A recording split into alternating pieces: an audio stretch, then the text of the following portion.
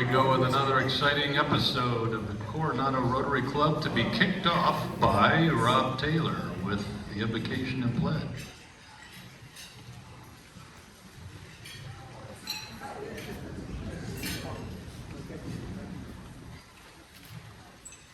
Thank you, President Bob. Everybody's already up for the invocation. Past District Governor Chuck Preto left us much too soon this week. To meet Chuck Preto was to instantly gain a friend. He had a limitless reserve of dreams and plans to make Rotary better, and I'd like to dedicate this week's invocation to Chuck.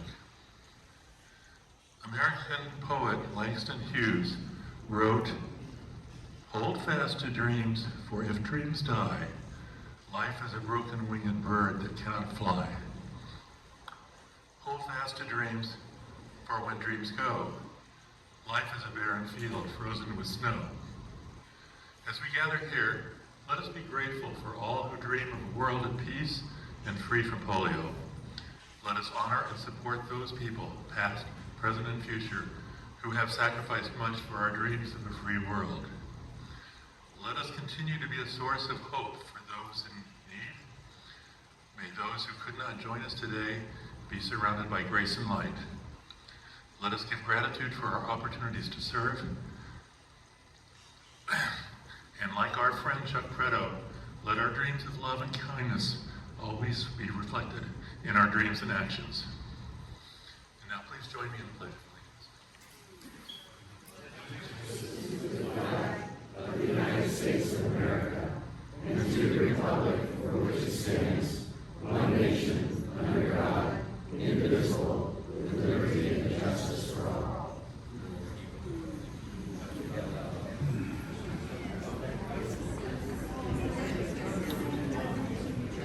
All right. Thank you, Past President Ron. Past President Dan Orr for visiting Rotarians and guests. Not as tall as Rob, but I'll rather than move the mic, I'll stand on my tippy toes. Or I could do that, but I always thought it fell apart. All right, we have visiting Rotarian that found us. They hide the room. Past service from Buffalo, Minnesota. Please welcome Dirk Foster.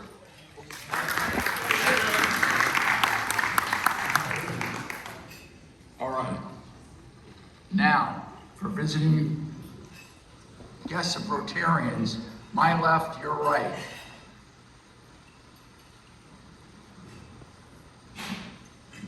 Well, you got Jack?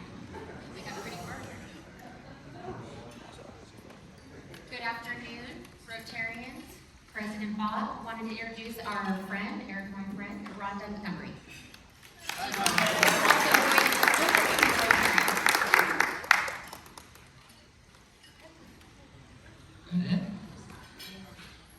It's been a great program today, and nobody came. Yeah. All right, stand at ease, smoke with the dog.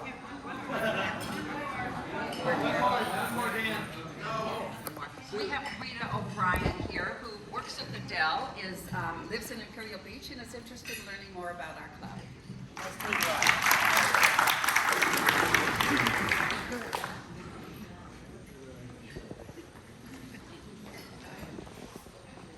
Okay.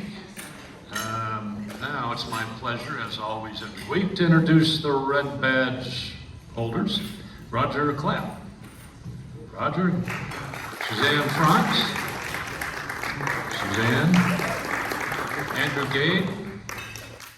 Good to have you guys here. JT Greenleaf, whom you'll be hearing from a little later. Arlene Inch. There she is. Fresh back from Park City, still walking. Sarah Kolke. Where's Sarah? Is she here? Is Sarah? Did she wave? I didn't see. Okay. All right, I want to just make sure my eyes weren't deceiving me. Brandon Mather? Brandon. I thought I saw Brandon. Amanda Manier, and you'll be hearing more from Amanda here shortly as well. Eric Nelson at the door. Hey, Eric. And my favorite golfer of all time, Brian Smock, hiding back there because he knows if we were driving, it would be a dangerous place to stand, right? Good to have you all here. Okay, let's go into announcements. Well, Rob mentioned that it was a very sad week for us, and so we lost Chuck Pretto on Monday, and it's a great loss. He was one of a kind. He was. They're going to have a couple of events here a week from today. If you'd go to the next slide. Both a funeral and a memorial service. The funeral is at 10 o'clock at the Cypress Mausoleum and Mortuary, and the celebration of life in the afternoon will be at Liberty Station Center. We'll put the times and locations of this in the co-rotator, and I'll also send this out via email so that you have it. Please keep Chuck and his family in your hearts and in your prayers. He fought really hard for a long time, and we thought he really was going to power through this, but not to be. So. Okay. Next slide, please. Just for the rest of the month here, the big event is going to be the alternate meeting, and we'll have a note from Sarah on that shortly. And mark that on your calendar, Thursday the 25th. As I say, we'll have an announcement here in just a second. And we'll go to Pat Stark for the next one. Excuse me, I have an announcement. Is this a Rotary announcement? That's what I thought. We had a glaring omission from our upcoming event calendar, okay? Saturday, 5 o'clock, watch my team, Suzanne and Natalie, okay? We already took down the Cowgirls. We're gonna take down the North State Winers, and we will be serving Sheboyganville bratwurst, squeaky cheese curds from Barron, Wisconsin, and of course, wash it down with Lining Kugel's beer. So, I will be taking reservations, okay? So we're gonna have another Packer victory, right? Okay, all right. That's it. Well, that was an absolutely wonderful non-Rotarian announcement, and thank you for sharing all of that with us. That's a $100 fine.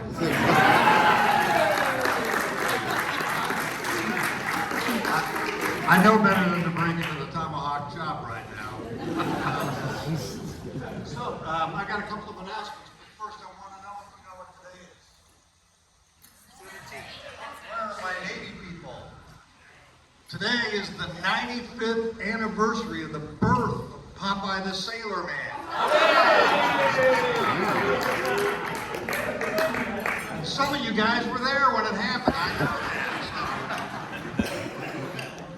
But speaking of that, that was of course a spinach promotional thing, and that makes me think of the IB Food Bank, and I just want to take this moment to say thank you to everybody in this club for your generous outpouring both last month when we had 2 carloads of groceries, and this month when we just had a ton of peanut butter. You guys deserve a pat on the back for the good work you did for the people down in IB who need that help, so thank you for that. So Are we still collecting peanut butter? I think they're still collecting whatever you want. Joe, if you go to the next slide.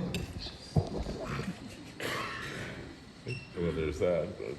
Oh, we'll have to come back to that. There we go. There's some peanut butter. Yeah, we'll continue to collect. They always can use peanut butter. If you want to bring a jar of peanut butter every week, they always can use peanut butter. It doesn't take a lot of creativity to think of peanut butter when you go shopping. So.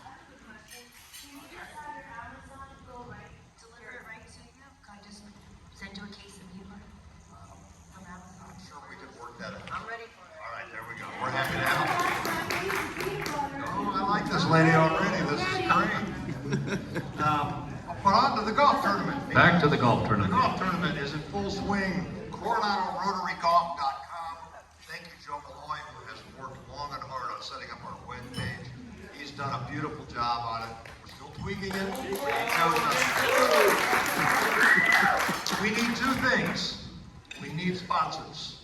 And the levels are on there for sponsorship. We need sponsors at whatever level you can afford or whatever you could twist out of somebody you know who would be willing to sponsor our golf tournament. Remember, this is our primary fundraiser to run the club. Run the club and to do all of those little charitable things that we do every week for that litany of people on Coronado Island that we take care of. The Model UN, Money for the Wounded Warrior, all kinds of things. Have you come out with letters for all at each month? Going out probably this week. We met yesterday about it. So we need, number one, we need sponsors. Number two, we need players. Okay? And in order to encourage people to sign up early, we have the $100,000 shot for the first 10. One person from each of the first 10 teams that register gets a shot at that. So go to the website, sign up, run down to the office and leave something there, or connect with Jamie or connect with me, and we'll get you lined up to get registered. But this is our big deal, and we are less than 2 months from it. So thank you, President Bob. All right, thank you, President, like that start. And if you'll hand that over to past President Luann Miller, I believe she has something to say about CCAT training. Who wants to win the prize that knows what CCAT stands for? Who knows what that stands for? Okay, the first word is citizens. Second word is casualty. Third word is awareness, and the T, everybody together. What does the T stand for? Training. Citizens, casualty, awareness, training. Over to you, past President Luann. I'm impressed, I really am. So, last week, if you were here at the meeting, we went ahead with the fire department and explained what CCAT is, Citizens Casualty Awareness Training. It's an hour-and-a-half class for anyone 16 years and older. It addresses some very important things. What do you do if there is an active shooter situation? What do you do if someone is bleeding from a tragic accident or so on? How do you save them? How do you do a bleed kit? What is in it? What's a tourniquet? What about saving someone's life with chest compressions? They don't do mouth-to-mouth anymore. What is an AED? So a lot of people last week signed up for this. We have the training at our Emergency Operations Center at the Police Department. And it's sponsored by, which is really important, by our city, our club, the fire department, the police department, and Sheriff Hospital. So I do have, the reason I wanted to announce it is I do have some openings for some of the classes. So if you want to take it, it's good for anyone 16 years or older. Please see me after the meeting to sign up for some spots, because we have over, so far, 200 people that have trained, and which is really good. It'll continue to go on, but I mean, we've trained people from the Marriott, the churches, the private schools, and we'll be going out to the different boards of the associations, to the other social clubs, so please come and sign up. So that's enough on that one. So the next one, we just talked about peanut butter. So when you're out buying peanut butter, if you can see, we did this last year, it's the hygiene drive for the human trafficking and domestic violence victims, and we collect items for them. And you can see some of the items there is like face wash, shampoo, conditioner. You can read all the items. This is good through February 15th. It's a district initiative, but our club last year collected a lot of items, so we're really happy. So if you can bring it to the meeting, and we'll collect it there, or you can drop it off on my porch at 142 Avenue. So this is something just like with the IV food bank. It's just something easy. When you're out shopping, get some of these items. It doesn't costs a lot, and it means a lot to a lot of people that need it. So thank you. Thank you, Past President Land. And Sarah Sheverton is on next to talk about this. Is going to be exciting. All right, look at that airplane. That's great. So I really want all of you and everybody on Zoom to come to our alternative meeting on Thursday. It'll be so exciting. Johnny Cushing is going to talk about the F-35 Lightnings and a lot also the differences because they make them for the Air Force, the Marines, and the Navy, and there's differences between each of them. We will start at 5:30 with pizza, wine, and beer, so it's sort of a mini social. We will have Tom Mitchell reside over this meeting, and then Johnny Cushing to be on from 6:30 to 7. So I really encourage you to come. It's lots of fun. We had a great time last time. And also, Jamie sent out a note. I want you to go ahead and sign up because we have to know how many pizzas to get. We don't want to be shy on the pizzas. So please come, especially you on Zoom. Please come. This is an opportunity to make up a meeting. I believe it's now on the Red Badger checklist. So you need to come to that too, and you meet all of our Rotarians. So please come. Thank you, Sarah. Okay, next slide. All right, we're going skiing. At least Steve Dermeyer and I are. Who else is going on this trip? All right, there's Jim Kaufman, Arlene. Well, there's 17 of us with significant others, and we're going to dominate. We're going to Bend, Oregon. Be there, be square. All right, be warm, be cold. We're going to have a race. Okay, winter fashions are coming, and Sue Ryan is going to have these ready to roll on the 31st of January for sale here at the meeting. And so, do you have any comments on that, Sue? Just they'll be there, and you know, if you want to be fashionable around town, you kind of need to have one of these. Next slide. All right, just unpaid political advertisement for the district. If we several of us did this earlier last year, it was really valuable. If you've got nothing to do Saturday morning from 9 to 10:30, go to the Rotary, the district website and register, and just tune in and attend this virtually if you care to. It's really good information on membership generation. Okay, what did we do all week long? Next slide. Well, we had a couple of great Rotarians go out and stock the shelves at Fisher House. Thanks, Brent Bennett and Ginger Cox and Amanda, our Red Badger. You guys look like you're doing a lot of really good work there. Thank you for doing that. Next slide. And we had a great social event at Pat Flynn's place. You can tell she's over there waving at us, okay? It was supposed to go from 5:30 to 7:30. I think Vince had to start flicking the lights off and on about 8. Everybody was having such a good time. There was only elbow room in this place. Everybody was there. Great time. Thanks for hosting, Pat. Next slide. And we went and cleaned up the beach a little bit on Saturday, so there's a pretty good group of 21 Rotarians and 9 interactors out there picking up everybody else's cigarette butts.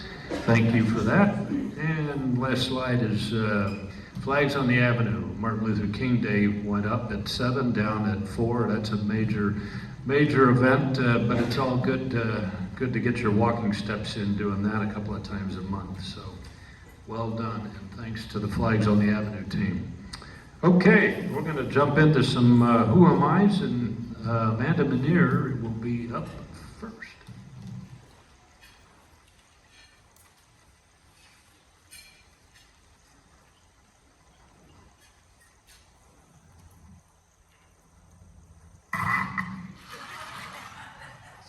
Stools for short people, so it's also so. Thank you guys so much for having me. I've got a couple of slides that we were just going to go through to give you a little introduction to me. I was born in Concho, Arizona. It's a little tiny small town up in the White Mountains of Arizona. I was born to a man who worked very hard. My dad, who was a rancher in the weekends and at nighttime, and worked at a power plant during the day, raising me and my 5 siblings. I was the youngest of the 6. So go on to the next slide. I left Arizona and moved to Tulsa, Oklahoma to do my undergraduate degree. I went there to go to Oral Roberts University, which is the home of the biggest praying hands in the entire world. However, even growing up in a very conservative Christian home, they were a little too conservative for me. So I bailed there and finished my degree in Tahlequah, Oklahoma, which is the home of Northeastern State University. Probably the only other person you would know that went to Northeastern State is Carrie Underwood. She kind of put us on the map. So, I then moved out here to San Diego. My older sister was married to a Navy man and lived out here, so I traveled out here quite a bit for my spring break. So I came out here and went to the University of San Diego for law school. I was one of those at the age of 12 years old that I knew what I wanted to do with the rest of my life, which was to be an attorney. Don't ask me why, other than I wanted to know that I could always take care of myself and to find good things that I could do in the world and make an impact. The next slide. One of the things that is near and dear to me, so when I got out of law school, I started my own practice doing business law, and because I was self-employed entrepreneur, one of the things I got to do was to volunteer as the executive director of an organization called Give Clean Water, and I was responsible for leading teams of people. So I led 18 teams over a span of 8 years down to Fiji to install water filtration systems in the individual villages and homes. It was a lot of fun.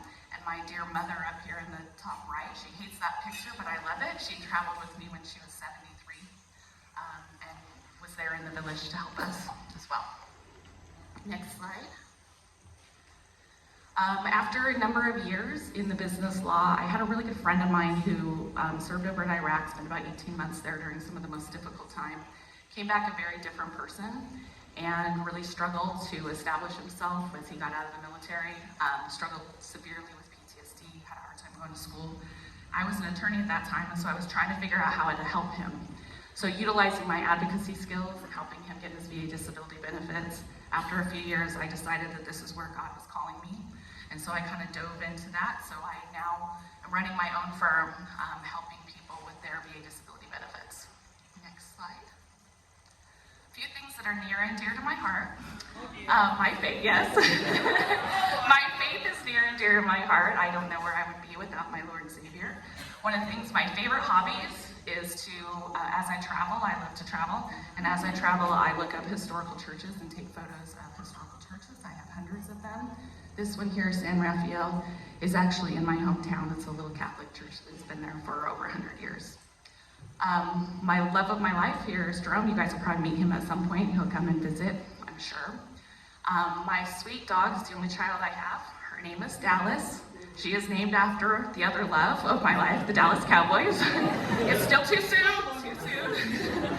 However, my distant second favorite team is the Packers. So as I have done for so many years, I now, about this time of year, throw my support behind the Packers. So thank you, President Bob.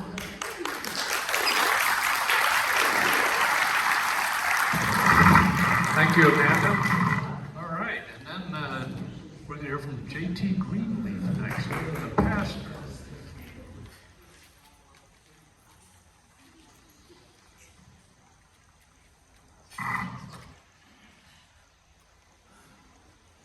President Bob, fellow Rotarians, my name is J.T. Greenleaf, and who am I? Well, I am a husband to Sally for 38 years.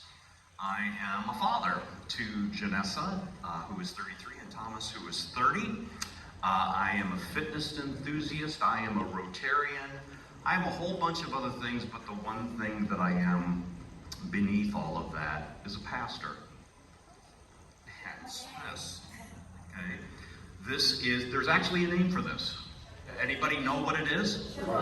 Well, it's a shepherd's crook and a shepherd's staff, but it is a crozier.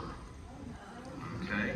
Crozier had two purposes: guide, protect, and then the other, I'm going to give this to Bob, because if I go over my 2 minutes, he will know what to do with it.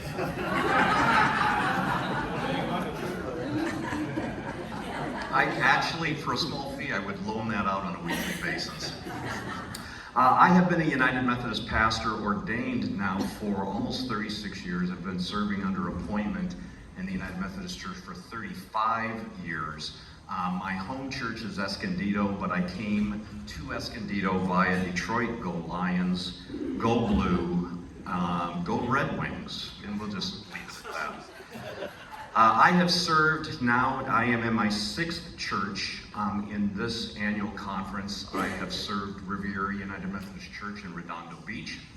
I served the Ramona United Methodist Church just up the hill, the Murrieta United Methodist Church, the Kailua United Methodist Church on Windward, Oahu, and yes, the things we do for Jesus.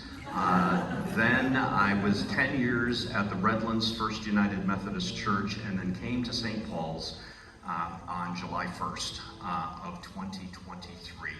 My wife is a native of Escondido, so I was very happy in this appointment to bring her home. She was born in Escondido, went to Point Loma Nazarene, and I am a UCSD grad. So that is 2 minutes and 16 seconds. That is who I am.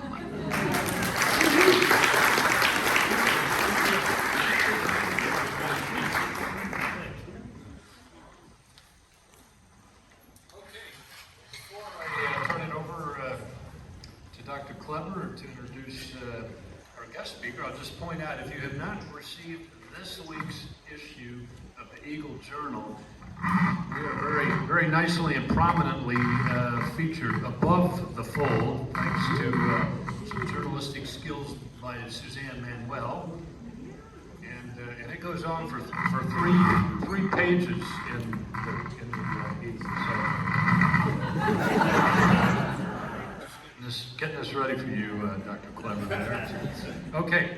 Well, without any further ado then, I'll turn it over to Dr. Kleber to introduce our guest speaker.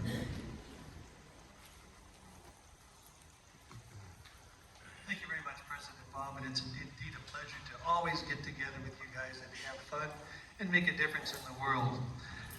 One of my favorite sayings is, when I stand on the shoulders of giants, I can see what they see. And as Rotarians, we have many giants in our world that go out and make a difference to make the world a better place.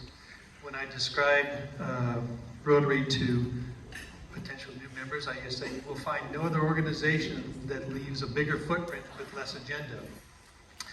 Well, Rotarians make a difference in the world, and people like Dr. Jerold Chun, make a difference in what we know.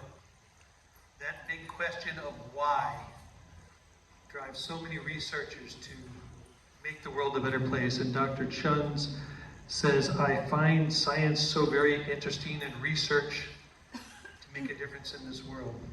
So Dr. Chun is the professor of degenerative diseases at the Stanforn Institute.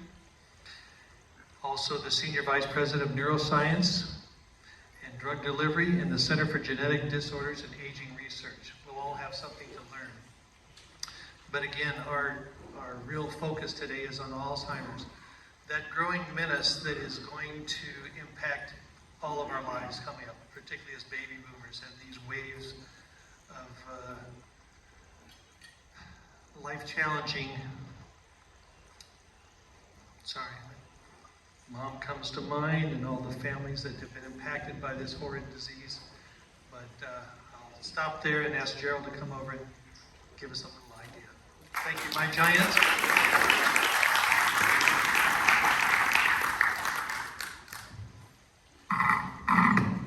All right, I'm not as tall as Bob, but thank you very much for the invitation to come and speak with you and share some of the work that we're doing on the brain and on Alzheimer's disease. And I have to say, you're such an impressive group here and so warm and welcoming, and boy, everyone's like a perfect speaker. I think Bob must be a talk show host. So we delve into the genomes of cells of the brain, and as I looked at this title, it just occurred to me that this probably looks like gobbledygook to you all. So I wanted to make sure you understood what this title refers to, and it's what I'll talk to you about today. The first is mosaic genomes, and what that refers to is like a mosaic. You see mosaics, say, from Rome. You see them in different art forms, so little different tiles of different colors, and that these indicate that there's actually differences from tile to tile. And then we talk about it with respect to the DNA that's present within a given cell. And so that mosaic word refers to differences, and the genome refers to the DNA that's within each of the cells that I'll be telling you about. The next aspect is gene recombination. And what that refers to is that all the genes that we're gifted with. So you've got 23 chromosomes, and from mom, 23 chromosomes from your dad, and then an XX for ladies, XY for men. And within that are embedded some 20,000 different genes that encode all of the proteins that make you you. It might be your skin, your hair, every part of your brain, every part of your heart. These are all of what make us humans, and of course, this extends to other life forms as well. And it turns out that these genes are not just what we originally thought as being single entities within us that don't change. In fact, they can change, and they can change in very dramatic ways. And what I'll tell you about are ways that these particular genes can be altered in terms of their sequence and altered potentially in terms of their function. And the last thing I'll tell you about is how this kind of comes together in a project that was supported by CART. And that is that there are endogenous viral-like genes that are part of this picture. So those are the three aspects I'll be taking you through, and that we believe that they have some relevance to Alzheimer's disease. Next slide, please. This is not me doing the work by myself. There are just many, many talented students and postdocs and staff researchers that have contributed to this work. And then, of course, the support that we've received from both private foundations as well as the National Institutes of Health.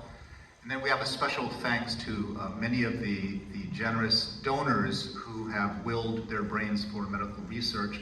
And so work that I'll be showing you actually came from actual human brains. And it's something that we're very grateful for. And it's, without them, we wouldn't be able to actually look and see what's within those brains, what really exists.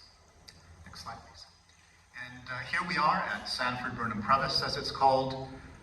We have new leadership that just came on board with David Brenner, who used to be the dean over at UCSD School of Medicine. He's now the president and CEO at SBP. And we're located across from the golf course. So I'm sure all of you are very, very familiar, many of you are very familiar with golfing there. So if you ever have a desire to come by, just let me know. Okay, let's move to the next slide. So here we have the brain. It contains about 100 billion, with a B, billion neurons, and then maybe even more glia. And each one of those cells, it turns out, is probably unique in many different ways, and I'll get into that shortly. Neurons are also post-mitotic. What that means is once you have a neuron that's born, it stays that way all its life. It doesn't generate a whole bunch of other neurons, at least not in most cases. This allows us to learn and remember for a lifetime. It makes us human. It's really an important aspect of many of the diseases that afflict the brain. But all of this arose, at least the thinking arose from a constant genome. That is, the original idea behind what a brain's genomes look like were based on the assumption that all of the cells within that brain have the same DNA. So if we move to the next slide. I want to take a little step back and give you a little primer for what I'm going to show you here. And let's start off with, I actually brought,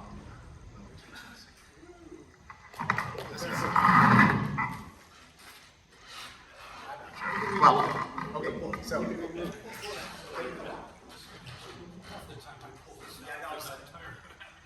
That's perfect.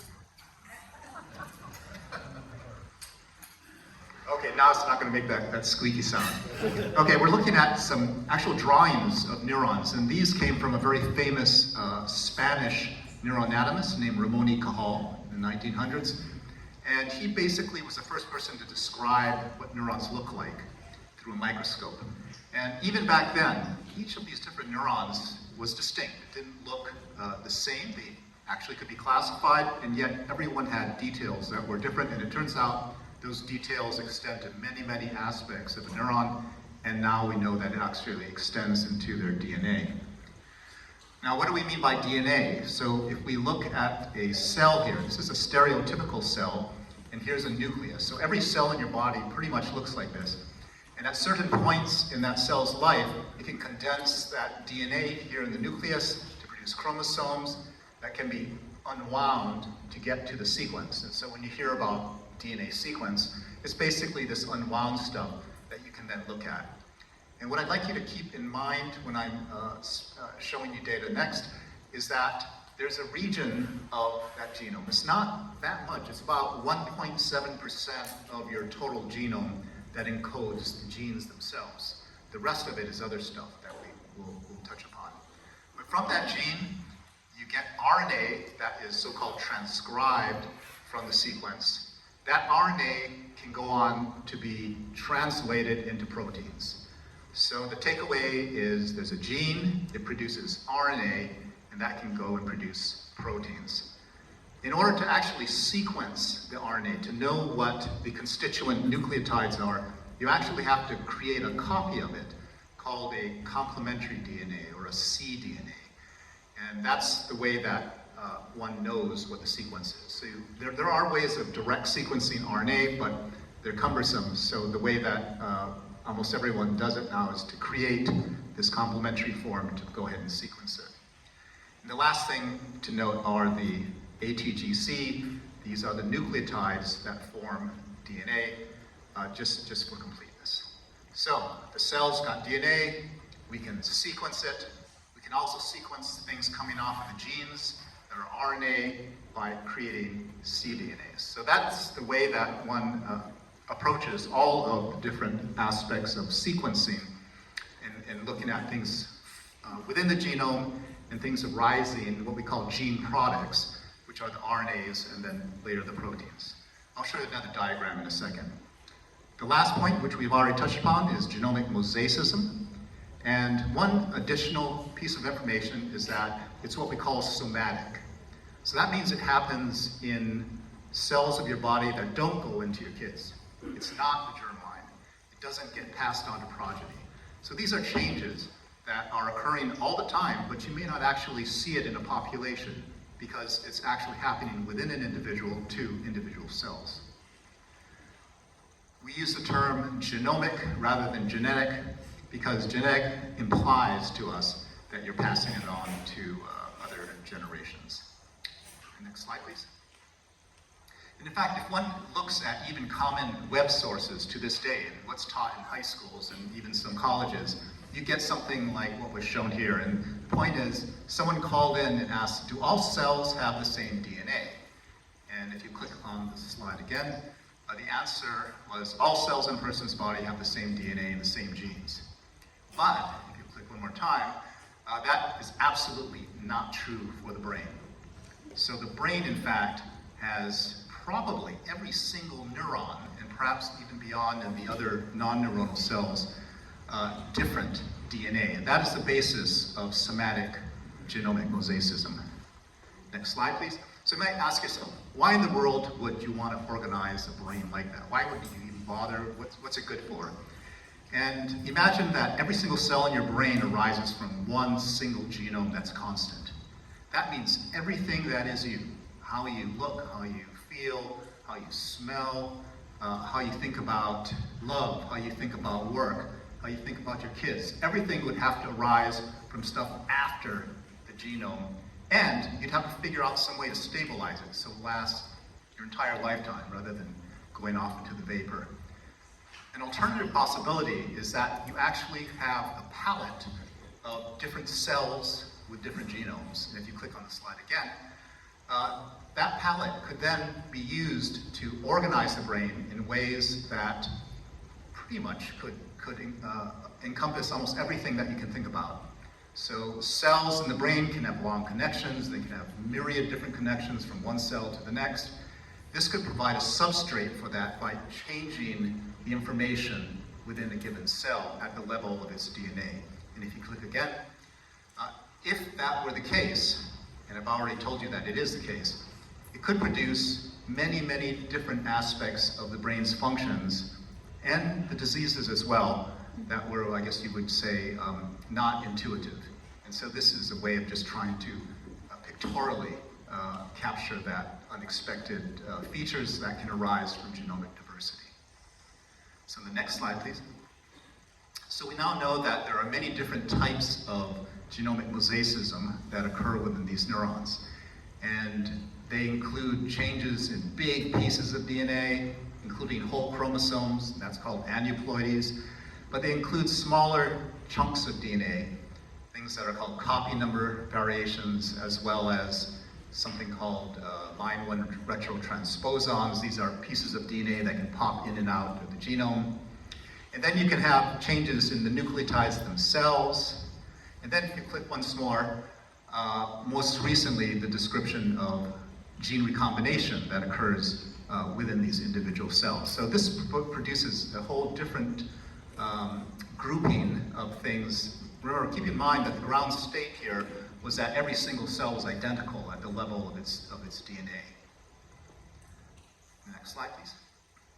So you may ask, well, what about all of these things you read in the papers about finding a disease gene, finding something that is now identified from studies of populations?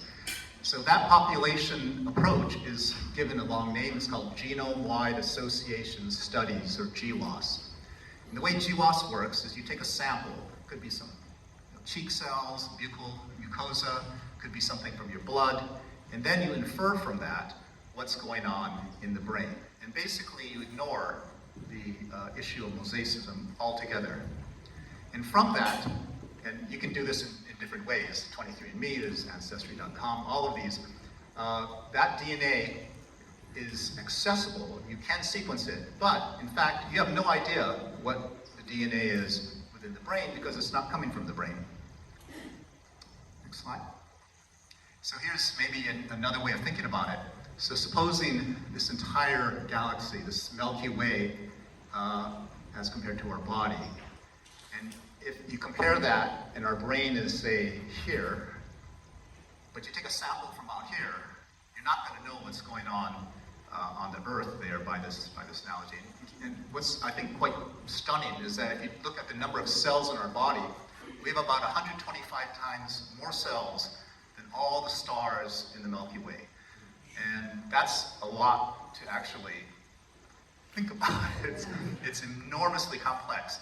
And we're still at really the start of understanding this. So no wonder that it's so difficult for us to come up with new therapies, let alone the understanding.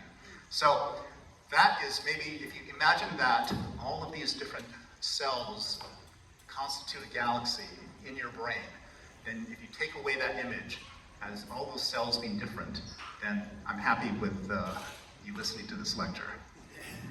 Next slide, please. Okay, so what about these genes that have been identified? And many of you have heard of these things. For example, ApoE4, which is a lipoprotein that's been associated with Alzheimer's disease, or different types of what they call alleles or gene types. And then if you look down here at the bottom of the population, the bottom of the graph, there are things that are really rare, and then they increase in prevalence as you go up to where you have things that are quite common, but they have very, very little effect.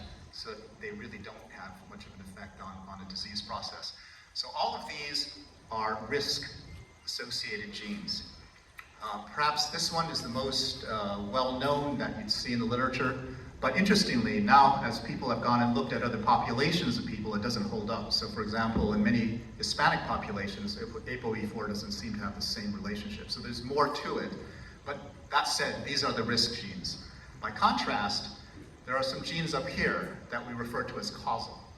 And that means if you've got these mutations or changes in the number of copies of these genes, you will get Alzheimer's disease. There's one called APP here that it stands for amyloid precursor protein. This is the gene that produces the A-beta plaques that you heard about and that are being targeted in some of the therapies. But APP itself was not discovered by GWAS. It's never been seen in GWAS. It's actually come out as studies of rare families. And I'm going to come back to this gene in just a second. Next slide.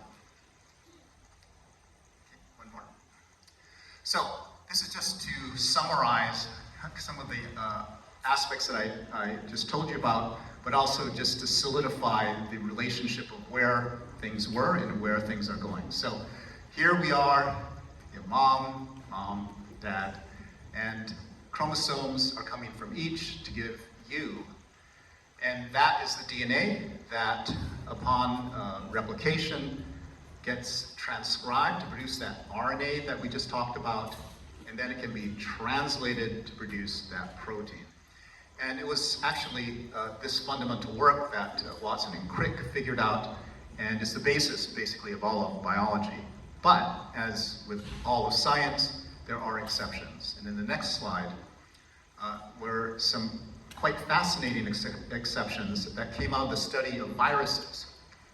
And what that discovery was that there was a special enzyme called reverse transcriptase that causes this RNA to go back into the DNA. So it produces from the RNA a piece of DNA that can then be reinserted into the genome. And this is actually the basis of a whole class of viruses known as retroviruses. And many of you know this from HIV. So HIV is the most famous retrovirus, but there are many, many, many, many more. And HIV, this retrovirus, has a reverse transcriptase in it that allows the DNA to go back, RNA to go back in there as a DNA molecule. If you click once again, well, it turns out that within the brain, there is reverse transcriptase activity. And there are reverse transcriptases. They're not coming from a virus. They're coming from something intrinsic to the brain itself. And this is allowing the production of gene recombination to allow cellular genes. So the norm, we talked about the 20,000 odd genes, that a subset of them can be copied from their RNA and shoved back into the genome in individual neurons. And so that is the basis of what we believe could be both affecting normal types of brain function, but also disease types as well. Next slide, please. And the disease gene that we've looked at was referred to, I pointed out, was that APP gene. And so what we believe can happen is that the APP and probably a whole bunch of other disease-related genes somatically can be taken from that RNA, it can be copied, and then this can produce a piece of DNA that goes back into the genome. So you're effectively changing the genome of individual cells through this mechanism. And you're doing it for genes that we already know have important causal links in small families. This may be the link that brings it into the wider population. That has led to a number of interesting speculations. If you click on the slide again. I think I'm going to just pass through this because it's a bit too detailed. Let's go to the next slide. That this process has suggested that reverse transcriptase activity that I told you about, that sends it from the RNA back into the DNA, that this may be an active process that is going on all the time. And one of the interesting sequelae of that is that the copying mechanism turns out to be really sloppy. What that means is that instead of copying it exactly as you might want for a piece of genetic information, and clearly you don't want lots of mutations, for example, occurring in those genes, but in fact, in these genes, maybe that's in fact what was taking place. And in the case of HIV, this process is actually, the sloppy copying is how HIV escapes chemotherapy. That's why it doesn't keep working, because as it copies itself, it introduces small changes that can then escape from the chemotherapies. If we click one more slide. So all of this led to an interesting thought experiment. So it turns out that HIV patients have actually been exposed to these reverse transcriptase inhibitors, things to shut down reverse transcriptases. And they are now living to an age when they could in fact get Alzheimer's disease. So the number one variable that affects whether you get Alzheimer's disease or not is actually age. That is the strongest link. And so we asked the question, how many Alzheimer's disease patients are showing up in aged HIV patients that are now at risk of Alzheimer's disease. And sort of the stunning result from that, shown in the next slide, is actually in 2016, this was the first case of something that was called Alzheimer's disease in an HIV-positive population. And we don't even know if this was truly Alzheimer's disease. There's still some debate because this was a living patient. It was not an autopsy. But what it suggests is that there may be ways that if you were, for example, exposed to a reverse transcriptase inhibitor at a certain point in the disease process, you could actually slow it down or maybe even stop it. And this is being actively looked at now by a number of different research labs as well as companies that are investigating this possibility. Lots of caveats, but it does suggest that there may be ways to interrupt disease processes involving this gene recombination mechanism in different ways. Okay, next slide, please. So in the remaining minutes, I'll tell you about how this relates to the CART project. So it turns out within your brain, you have all of these neurons, and the way the neurons talk to each other is through something called a synapse.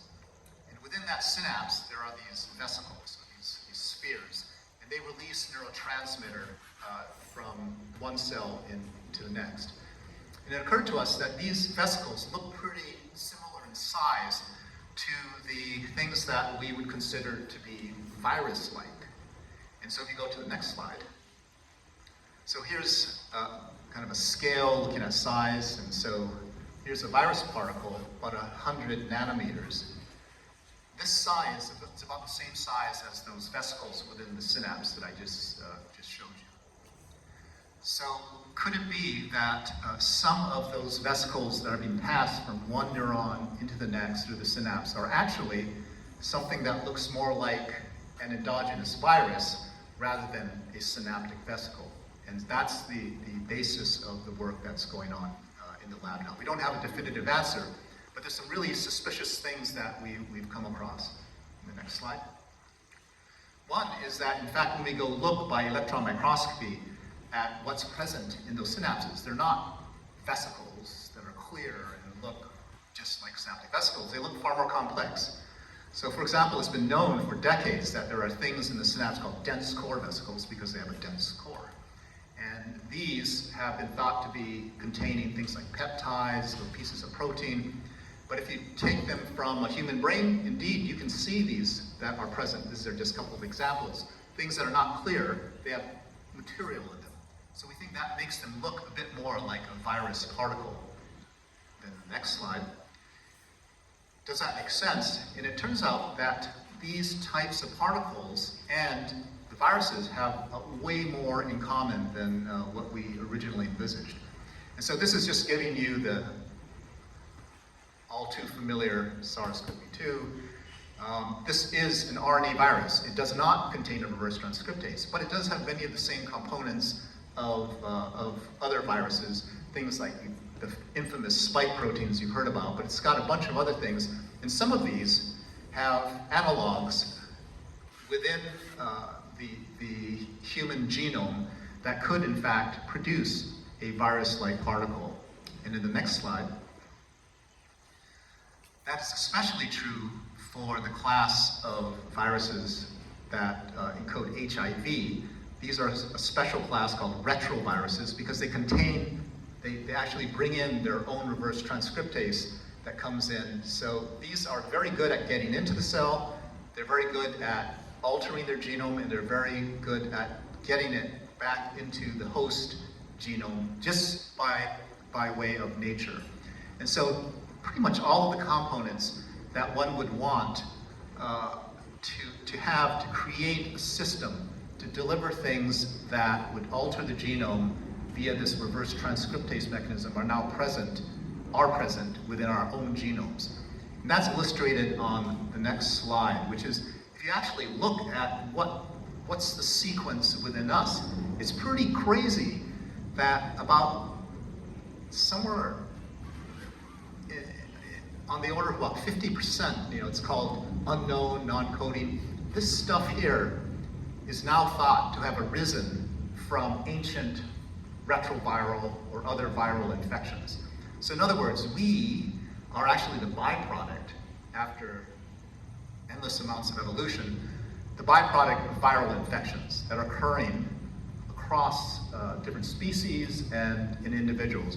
And you can almost guarantee that some of this SARS-CoV-2, the COVID types of things, have entered the genome of someone somewhere on the planet that could potentially, after millennia, be transmitted as another part of this unknown DNA. And that raises lots and lots of interesting aspects about how we become a species, how we become distinct in subcategories of species, and how the viruses can contribute to that, i.e. the endogenous viral components can contribute to that.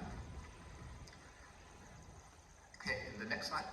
So, to summarize and give you some takeaways, brain complexity extends to the genome. So in fact, DNA itself can be altered to create differences within the cells of your brain. And there are lots of different forms, and they can exist simultaneously, and they cannot be seen by standard techniques that you're told about by companies or by these are the GWAS types of approaches. You'd have to actually look at brain samples, which is why it's so critical that we continue to study the brain itself, not proxies for it.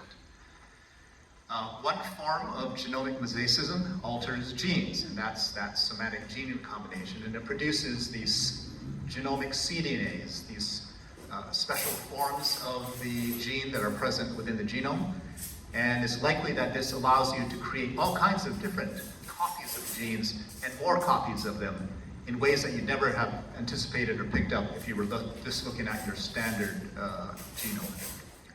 And we know that it affects Alzheimer's related genes like APP and probably others. So this may be a way to tie in some of the observations from the genetics literature that now don't just affect the small families, small populations that have these mutations, but actually it extends into the more general population. That could be approachable therapeutically through inhibitors of reverse transcriptase, since you absolutely want to be able to access that, and that's a very active area of research.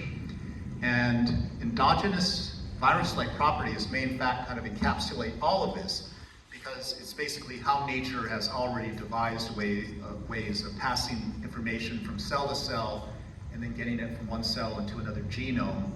Nature's great at doing it already through the retroviruses. Looks like our bodies and brains are in fact using a similar mechanism for both good and for bad. And I believe that's the last slide. Yes. And with that, I thank you for your attention. I'd be happy to answer questions. That was amazing. Let's take one question, and I see one right there. Yes, JL. Well, I'm getting Alzheimer's just listening to you. Okay, that's not good. No. No, my question is, having worked with UC San Diego for a number of years, I know that there's this new CRISPR technology that they're using on genetic alterations on mosquitoes and other kinds of species. Is that CRISPR technology viable to go in and change back the RNA or the DNA that's already been altered? Yeah, it's a fascinating possibility. CRISPR is an incredibly powerful technology. It's also in its nascency in terms of use as a therapeutic. So I'd say, in theory, yeah, maybe you could go and do that. In practice, it's going to, first of all, we have to know what's in there, and it turns out it's just so complex. But one day, let's say 1% of the changes are really, really bad, and you could change them back with CRISPR. That's a possibility. So who knows? I think it is a viable option once we understand the system a bit better. Well, Dr. Chun, this isn't much to leave you with, but it is our 4-way test coin. And on behalf of the Coronado Rotary Club, I want to thank you for coming and giving us a very interesting and in-depth examination of some human biology and neurology. And ordinarily at the end of this we would have a test here, but we run out of time today, and so we'll have it first thing at next week's meeting, and so feel free to study in the meantime. Yes, sir.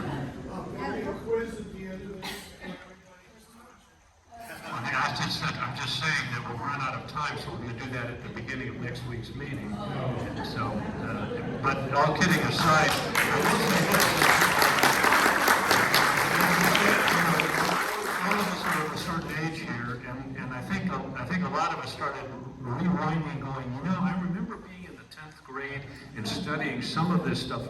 Obviously, enormous amounts of study and knowledge have been gained even in the past few years, to say nothing of the last decades. And for those of us firing neurons that haven't fired in a long time, your presentation was very effective for that, and I, for one, found it fascinating. I'm sure everybody else there did as well. Thanks again for coming. We are about to conclude, and we're going to be at the Coronado Yacht Club next week, and we will hear from Janelle Nettles on Camp Able. And in the meantime, if I can find my Thor's hammer here, I wish you a fine week, and remember, the service above self. We're out.